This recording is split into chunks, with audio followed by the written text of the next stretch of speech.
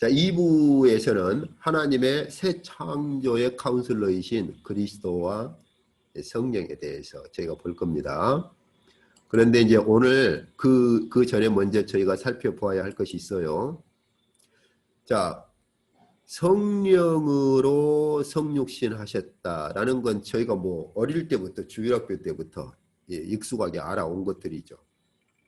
그래서 보라, 처녀가 잉태하여 아들을 낳을 것이요 그의 이름은 임마누엘이라 하리라 하셨으니, 이를 번역한즉 하나님이 우리와 함께 계시다 함이라, 이렇게 되어 있죠. 자, 저희가 아까 그 1부에서 성령께서 지혜의 영이시며 카운슬러의 영이시다라고 그렇게 했는데, 먼저 이제 오늘 이 부분 설명 이전에 제가 좀 살펴봐야 할 게 있습니다. 제가 그때 한국에 잠깐 방문했을 때 또 어떤 분이 묻기도 하고, 온라인에 보니까 이런 것들이 지금 뭐 막 시비가 되고 있어요. 무슨 말이냐? 이사야서에서 처녀가 잉태해서 아들을 낳을 것이다. 그럴 때 원래 히브리어에서 순수한 처녀는 베툴라라는 이 말을 씁니다. 이게 이제 원래 그 결혼을 안 한 처녀를 가리킬 때 베툴라를 써요. 어떤 분들은 그 블로그상이나 이런 데 보면은 이 말을 오해를 하던데, 원래 이 베툴라라고 하는 것은 약혼을 하더라도 동침하기 전까지의 처녀. 예. 그러니까 약혼식까지 했을 때까지도 이 말을 써요. 그러나 약혼식을 하고 나서 결혼을 해버리면 이 말을 안 씁니다. 그런데 여기 창세기 24장은 둘 다 그 아브라함의 종이 그 자기 주인 이삭의 그 신부감을 찾으러 이제 간 본문이거든요. 그래서 24장 16장 24장 16절, 24장 43절이 한 본문이에요, 한 본문. 여기서 그 리브가를 묘사할 때 그 심이 아리답고 지금까지 남자가 가까이 하지 아니한 처녀더라, 이때 그 베툴라를 씁니다. 이때 베툴라를 써요. 그런데 보시죠. 아브라함 종이 가가지고 그 하나님께 이제 기도를 하거든요. 내가 이 우물 곁에 섰다가 이 청년 여자라고 왜 이렇게 번역을 했는지 모르겠어요. 젊은 여자. 예. 젊은 여자가 물을 길러 오거든, 그 말입니다. 예. 그래서 물을 길러 와서 나한테 물을 그렇게 주면, 제가 그 여자를 제 주인님의 신부감으로 이렇게 모시고 가도록 해 주십시오. 그런 기도를 하죠. 이제 왜냐하면, 왜 이런 기도를 하냐면, 우리나라 문화권에서야 뭐 지나간 사람이 물 좀 주시오 그러면은 그냥 이렇게 물 떠가지고 쉽게 주죠. 근데 이런 이스라엘 그 당시 중동 지역 우물은요, 이제 한번 뒤에 시간 되면 제가 성경 고고학 쪽도 한번 다루고 싶은데, 굉장히 이렇게 아래쪽으로 깊이 들어가요. 그래서 그 물 한 번 떠가지고 이렇게 올라온다고 하는 게 굉장히 힘든 일입니다. 쉽지가 않아요. 그래서 이렇게 뭐 지나간 사람이 물 좀 달라고 할 때 우리나라처럼 간단히 그렇게 줄 수 있는 것이 아니라 자기는 고생해서 우물 저 아래까지 가서 이렇게 떠가지고 온 물인데, 물론 뭐 주기도 합니다만은 어떤 경우는 또 거절한 경우도 있죠. 어쨌든 이제 그게 초점이 아니고요. 이쪽에서 보시죠. 이제 여기 그 알마라고 하는 거, 이 하라고 하는 거 이제 관사입니다. 관사. 그라고 하는 거. 영어의 the. 여기 알마. 여기 알마라고 하는 거. 이 알마라고 하는 건요, 이 단어는 둘 다 씁니다. 결혼 안 한 처녀에게도 쓰고 결혼을 한 여자에게도 씁니다. 그러니까 여기 똑같은 창세기 24장 한 본문에서 리브가에 대해서 물론 이 종이 리브가를 염두에 두고 한 건 아니죠. 그러나 종이 그 말 기도한 건 어떤 겁니까? 결혼을 안 한 여자를 염두에 두고 기도를 한 거죠. 당연히. 안 그렇습니까? 여기 젊은 여자라고 그래서 결혼을 한 여자를 염두에 두고 기도한 건 아니죠. 결혼을 안 한 젊은 여자를 염두에 두고 기도를 한 거죠. 그러니까 리브가를 베툴라라는 순수 처녀만을 가리키는 이 히브리어를 쓰기도 하고 이 종이 기도할 때는 여기 알마라고 하는 말을 말할 때 결혼을 안 한 여자를 염두에 두고 지금 기도를 하는 거예요. 그러나 이 말은 결혼한 여자에게도 씁니다. 자, 그래서 이걸 오해를 하다 보니까 어떤 사람들은 그러면은 이사야서에서 그러면은 처녀가 잉태해서 아들을 낳을 것이요. 그럴 때 그 처녀를 베툴라를 썼느냐? 아니요. 알마를 썼어요. 이제 그러다 보니까 조금 어설프게 언어를 익힌 사람들이 그럼 이사야서에서 그 하나님의 예언 처녀가 잉태해서 아들을 낳을 것이고 그럴 때 그 처녀가 그러면 결혼한 여자도 될 수 있겠네? 이런 이제 문제 제기를 하는 것이죠. 그래서 과연 그 이사야서의 예언의 처녀가 순수한 처녀를 말하는 거냐? 막 이런 말들을 해요. 그러니까 좀 어설프게 아는 것이죠. 히브리어를. 그래서 제가 보기에는 뭐 히브리어를 안다기보다는 좀 단어 하나 어떻게 가지고 그런 것 같고 문장을 알거나 문맥을 아는 건 아닌 것 같아요. 그래서 제가 전에 잠깐 언급을 했을 때 왜 그럼 하나님께서 그냥 베툴라를 써버렸으면 문제의 소지가 하나도 없는데 왜 이 알마를 쓰셨느냐 하는 거예요. 왜 이 알마를 써가지고 그렇게 했느냐. 왜 알마는 방금 제가 말씀드린 대로 결혼한 처녀가 될 수도 있고 결혼하면 처녀라고 안 부르죠. 결혼한 여자가 될 수도 있고 결혼 안 한 처녀가 될 수도 있는데 왜 알마를 썼느냐 하는 것이죠. 제가 전에도 말씀드렸습니다마는 하나님의 예언은 1차적인 성취가 있고 2차적인 성취가 있어요. 그래서 1차적인 성취가 누구냐? 이사야 선지자의 아내에게 아이를 출산하도록 합니다. 그리고 그 아이를 출산하도록 함으로써 그 아이를 통해서 하나님의 예언의 징조를 보여줘요. 이사야 선지자가 직접 그렇게 말합니다. 내 자녀들이 하나님께서 말씀하신 징조가 될 것이다. 물론 이제 긍정적인 징조는 아니죠. 하나님의 심판을 받을 것이라고 하는 징조니까. 그러나 그 하나님의 심판 가운데서도 하나님께서 이스라엘을 버리지 않고 하나님께서 함께 하실 것이라고 하는 약속도 함께 줘요. 임마누엘의 약속도 함께 줘요. 그러니까 1차적으로는 이사야 선지자의 아내가 아이를 낳고 이사야 선지자는 하나님의 그 예언의 성취가 이루어진 걸로 봐요. 1차적으로. 자기의 자녀들을 통해서. 이제 앞으로 저희가 이사야서 본문을 한번 그 부분을 볼 때 조금 더 구체적으로 보시죠. 그래서 이사야 선지자가 자기 입으로 내 자녀들이 바로 하나님의 이런 징조가 될 것이다. 그래서 심판을 받을지라도 하나님께서 이스라엘을 버리지 않고 임마누엘이라고 하실 것이다. 임마누엘이라는 말을 직접 써요. 그렇게 또 이사야 선지자가. 그것이 1차적인 성취죠. 그러나 궁극적인 성취는 어디입니까? 오늘 마태복음 1장 23절에 있는 것이 궁극적인 성취죠. 처녀 마리아를 통해서 하나님께서 예수 그리스도를 사람으로 보내신 사건. 그러면 1차적인 성취와 2차적인 성취를 이룰 수 있는 단어라면 베툴라가 아니라 알마가 가장 적합한 거예요. 왜? 베툴라는 결혼을 안 한 처녀만을 가리키니까. 약혼까지도 해당돼요. 결혼식 올려서 부부로서 그렇게 관계를 가지기 전까지는. 그렇게 되면은 이사야 선지자의 아내를 통해서 주시는 1차적인 성취를 이룰 수 없는 것이죠. 그런데 알마를 쓰게 되면 둘 다 가능한 거예요.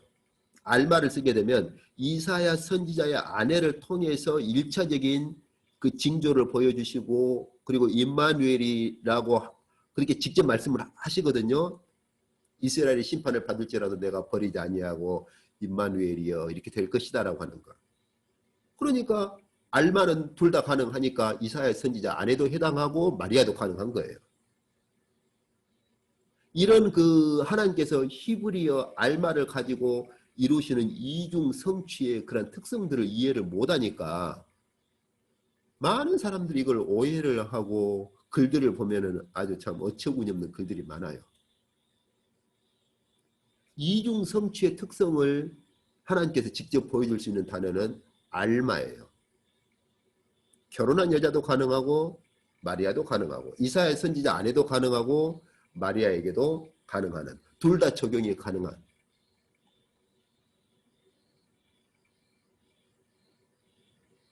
자 그래서 저희가 보신 것처럼 이제 하나님께서 이사야 선지자를 통해서 그렇게 예언하신 것처럼 하나님의 카운슬러가 되시는 그 그리스도께서 사람의 몸으로 오실 때 그리스도 혼자만이 아니라 또 다른 카운슬러가 되시는 성령으로 잉태하고 또 다른 카운슬러가 되시는 성령으로 성육신을 하시는 것이죠. 하나님께서 하나님의 보좌에서 이루시는 그 두 카운슬러를 통해서 이루시는 신비의 역사이고 어마어마한 역사인 것이죠. 자, 그래서 저희가 그 아까 이사야서 예언하신 그대로 지혜의 영이시고 카운슬의 영이신 성령께서 임하도록 하시죠. 예수께서 세례를 받으시고 물에서 올라오실 때 하나님의 성령이 비둘기같이 그렇게 임하시는데 이 하나님의 성령에 대한 예언이 아까 이사야에서 어떻게 있었습니까? 여호와의 영, 지혜의 영이요 카운슬의 영께서 강림하실 것이다. 그렇죠? 카운슬의 영, 지혜의 영이시고 카운슬의 영께서 메시아 위에 강림하실 것이다. 이것이 하나님께서 주신 약속이죠.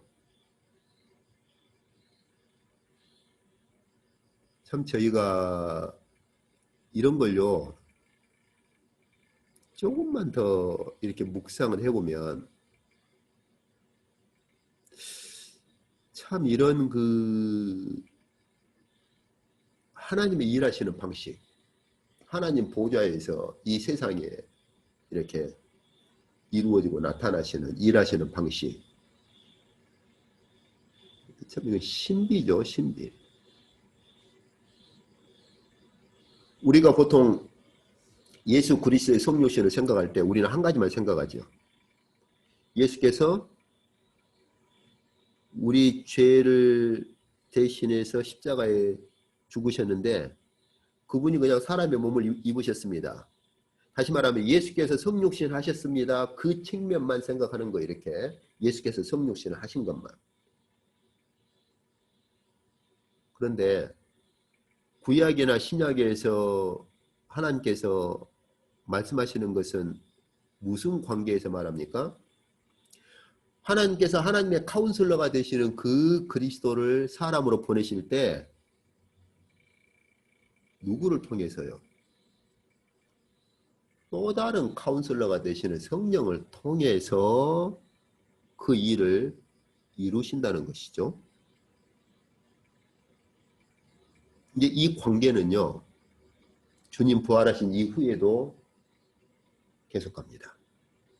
그래서 저희가 앞전에 살펴본 것처럼 부활하신 주님께서 내가 너희에게 another counselor, 나와 같은 또 다른 카운슬러를 보내겠다라고 말씀하신 거예요.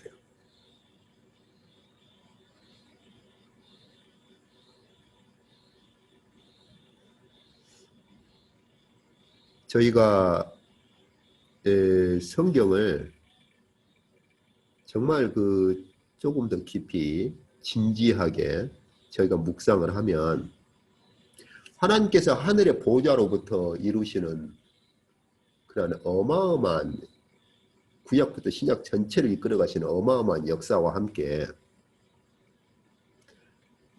예수께서 성육신 하셨습니다. 이것만을 볼 것이냐?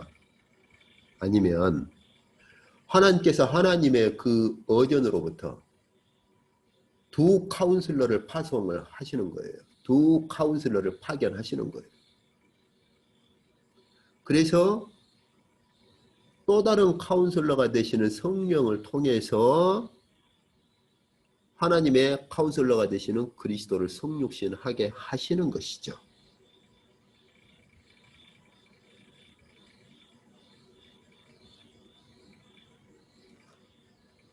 우주적인 사건이에요, 아주.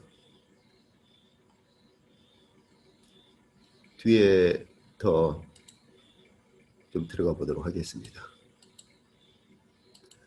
그래서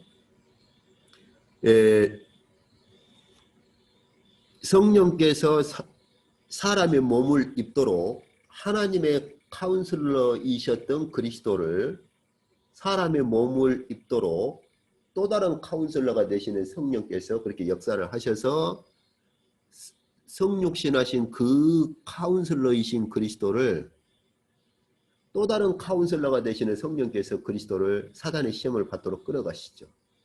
이유가 있습니다. 뒤에 저희가 볼 거예요. 왜 그러시는가?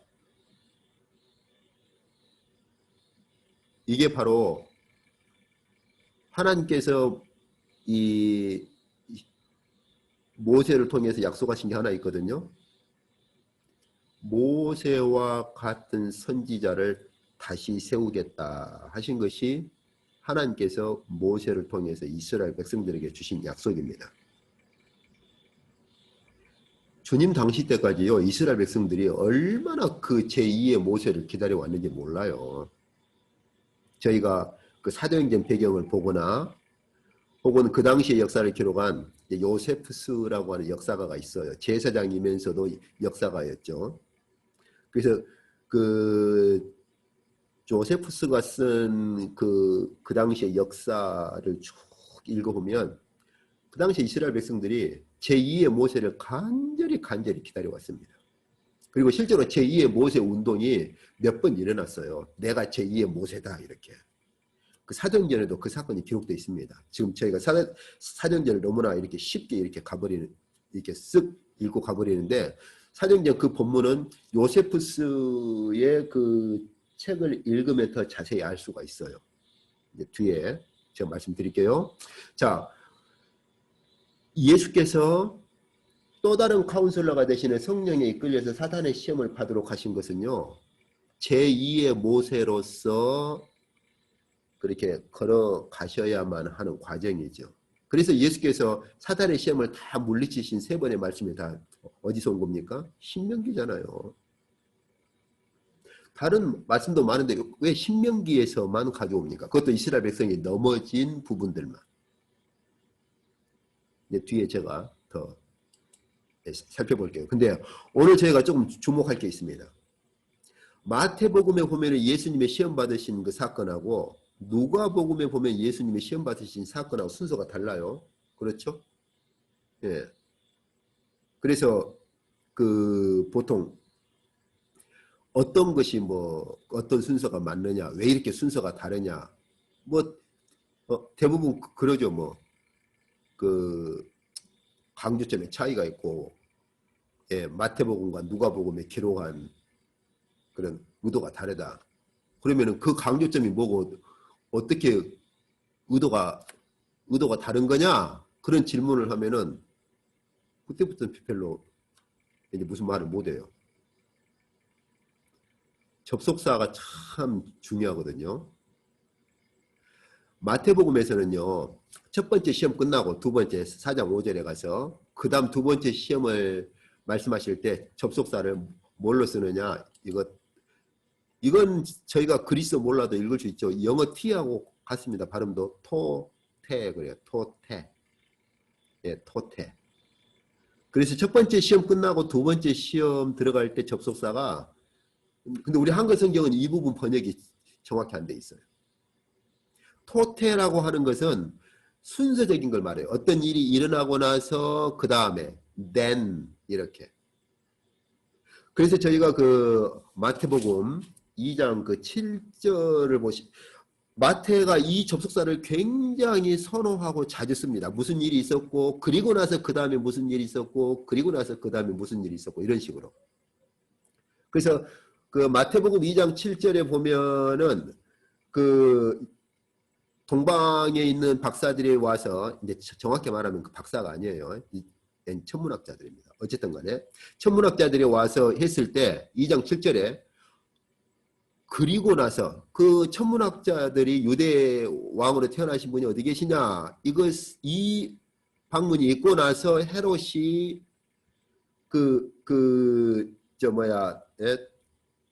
이제 아주 이게 분노하고 막 그러죠. 그때 어떤 일이 있고 나서, 그리고 나서 헤롯이 그렇게 분노했고, 뭐 16절, 17절에 보면은 그리고 나서 동방박사들이 가버렸을 때 속은 줄 알고 다 아이들을 다 죽이고, 또 그 다음에 그 3장 5절에도 보면은 세례 요한이 이렇게 세례 받으라고 그렇게 했는데, 세례 요한이 그렇게 하고 세례 요한이 이렇게 선포한 다음에 뭐 바리새인들이 와서 또 방문하고, 13절도 마찬가지예요. 그런 사건이 있고 나서 예수께서 세례 요한에게 세례 받으러 오시고, 세례 받고 올라오실 때 그 후에 성령께서 임하시고, 이런 식이에요 다. 그러니까 무슨 일이 있었고, 그리고 나서 그 후에 무슨 일이 있었고, 그리고 나서 그 후에 무슨 일이 있었고, 계속 짧은 문장으로 토테. 그래서 A라는 일이 있었고, 그리고 나서 바로 또 B라는 일이 있었고, 그리고 나서 C라는 일이 있었고, 계속 그런 식이에요. 그러니까 예수님 시험에서도 마찬가지입니다. 예수께서 첫 번째 시험을 받으셨고, 그리고 난 후에 두 번째 시험을 받으셨고, 이겁니다. 그리고 세 번째 시험 받으실 때는 팔린이라는 말을 쓰는데, 이 팔린은 그냥 again이라는 뜻이에요. 그래서 첫 번째 시험을 받으셨고, 그리고 난 후에 두 번째 시험을 받으셨고, 그리고 다시 또 다른 시험을 받으셨다 하는 거예요. 근데요, 누가복음에서는 접속사가 달라요. 이 카이라고 하는 건요, 역사적인 시간 순서와는 상관없어요. 그냥 우리 한글로 말할 때 그리고라고 하는 거예요. 그리고. 그래서 제가 한국에 있을 때 그 목회자들 원어 성경 이제 강의할 때 이런 비유를 좀 들었어요. 그 당시에. 그때가 이제 오래 전이죠. 뭐 90년대 후반. 어쨌든 그때 이제 각 지역 목회자들 이제 이렇게 원어 성경 강의할 때 제가 그 비유를 든 게 뭐냐면, 제 아들이 만약에 친구 그 생일 파티에 가가지고 갔다 와서 저한테 이렇게 말할 수 있죠. 먼저는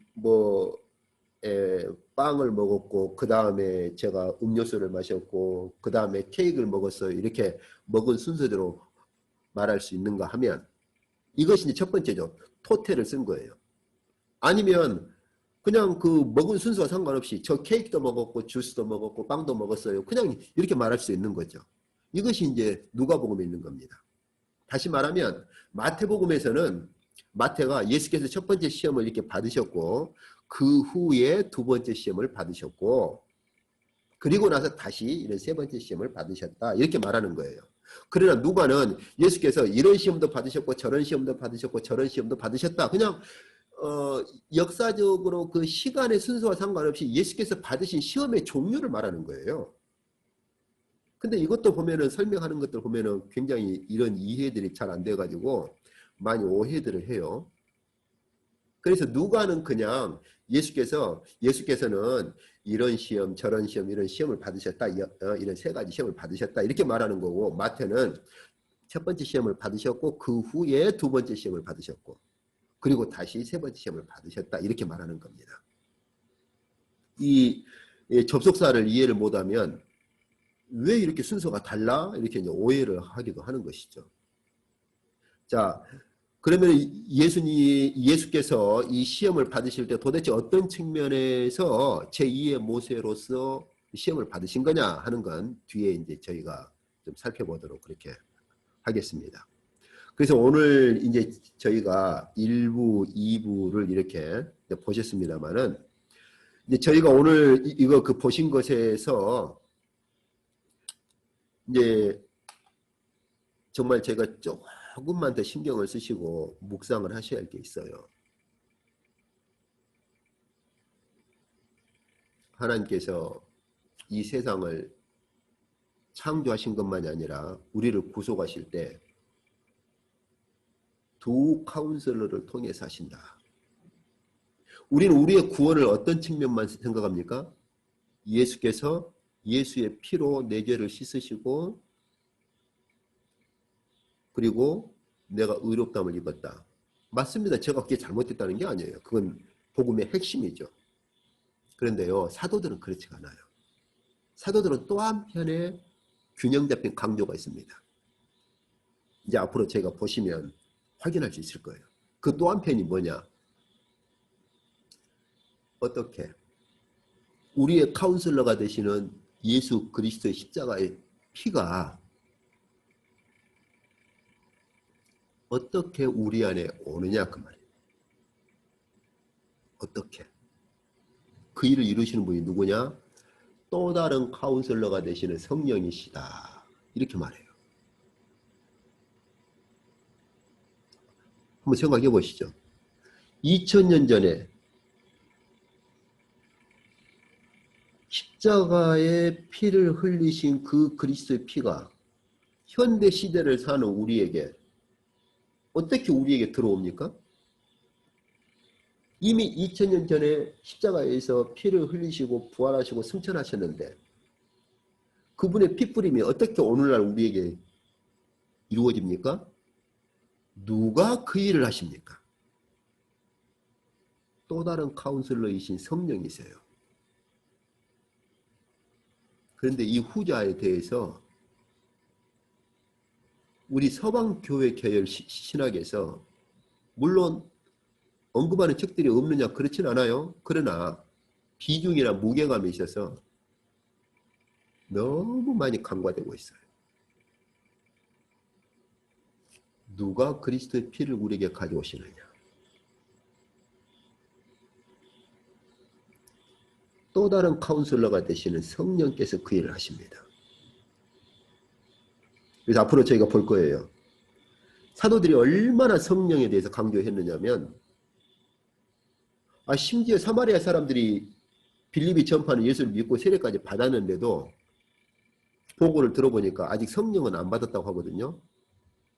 그걸로는 안 된다. 베드로 요한을 또 보내요. 성령 받도록 그렇게 합니다. 성령을 안 받았으면 믿고 세례를 받았음에도 불구하고 그걸로는 안 된다고 말을 해버려요. 이거 우리에게 시사하는 바가 굉장히 크죠. 빌리그레암 제가 그분을 무시하거나 그런 건 아닙니다. 그러나 한번 생각을 해보자는 거예요. 그냥 부흥집회에서 예수 믿습니까? 손 드십시오. 아멘 하십시오. 예, 구원 받았습니다. 근데 사도행전 보면 사도들이 그렇지 않다니까요. 성령 받았는지를 확인을 해요. 바울도 그래요. 바울도 가가지고 물어요. 믿는 자들인데도 너희가 성령 받았어? 그러니까 아니 우리는 성령은 안 받았고 요한의 세례밖에 모르는데 그러면 안 돼. 다시 가르치고 기도하니까 성령께서 임하세요. 베드로가 고넬료라고 하는 이방인 집으로 가거든요. 그러니까 사도회에서 분쟁이 생겼어요. 네가 어떻게 이방인 집으로 가냐? 베드로가요. 딱 한마디 말합니다. 야, 내가 가서 기도했더니 성령께서 임하시더라. 그러니까 사도들이 아무런 말을 못해요. 그냥 내가 가서 복음 전파했더니 그들이 그 이제 믿었고 내가 세례 줬다 이것만 말을 하면은 야 그들이 정말 믿었는지 안 믿었는지 어떻게 하냐 이런 문제가 생길 건데 베드로 사도가 그런 말 아예 안 합니다. 성령께서 임하시더라. 그 말 한마디 해버리니까 사도들이 아무 소리 안 해요. 오늘날 교회에서 믿습니까? 아멘 하십시오. 예, 구원받았습니다. 그게 잘못됐다는 말이 아닙니다. 그러면 그 후에 성령께서 거하시는 성령의 열매가 있는지를 교회가 주목하고 살피고 가르쳐야 한다는 말이에요. 그 부분에 대해서 교회가 간과하지 말라는 것이지 제가 그 자체를 부정하거나 무시하는 게 아니에요. 보세요. 에베소서, 갈라디아서, 고린도서 모든 본문의 사도들이 뒷부분 가서 무엇을 강조합니까? 성령에 대한 문제, 성령에 대한 문제. 어너더 카운슬러께서 와 계시냐 안 계시냐 그 문제예요. 또 다른 카운슬러께서 우리를 하나님의 보좌 앞으로 끌어가시거든요. 그리고요 심지어 중생을 우리가 어떻게 거듭남이 이루어지느냐 그걸 적용하시는 분이 누구냐도 성령으로 말합니다. 뒤에 볼 거예요 저희가. 예수 그리스도의 피를 우리에게 가져오시고 우리를 새롭게 거듭나게 하시는 분이 누구냐? 어너더 카운슬러였어요. 그분이 없으면 중생이 이루어지지가 않아요. 그리스도의 피뿌림이 임하지가 않는다는 말이에요. 이제 앞으로 저희가 조금씩 더 좀 들어가 봅시다. 그래서 오늘 저희가 함께 말씀 보신 것들 이런 것들이 앞으로 조금씩 더 들어가는 데 있어서 징검다리 역할을 하고 저희의 이해가 또 말씀의 빛이 더 밝아졌으면 좋겠습니다.